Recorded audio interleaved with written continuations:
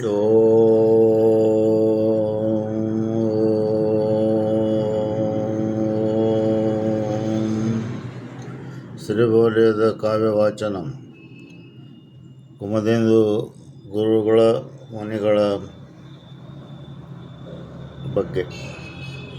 ಅವತರಿಸಿದ ಜ್ಞಾನದ ವಂಶಿ, ಅವನ ಗೋತ್ರವದು ಸದ್ಧರ್ಮ, ಅವನ ಸೂತ್ರವು ಶ್ರೀ ವೃಷಭ, ಅವನ ಶಾಖೆಯು ದ್ರವ್ಯಾಂಗ, ಅವನ ವಂಶವದು ಇಕ್ಷ್ವಾಕು, ಅವನೆಲ್ಲ ತ್ಯಜಿಸಿದ ಸೇನ ನವಗನ ಗಚ್ಚವ ಸಾರಿ ನವಭಾರತದೊಳು ಹರಿಸಿ ಎಂದು ಹೇಳುತ್ತಾ ತನ್ನ ಪರಿಚಯವನ್ನು ಕುಮದೇಂದು ಮುನಿ ಈ ಪದ್ಯದಲ್ಲಿ ಕೊಡುತ್ತಾನೆ.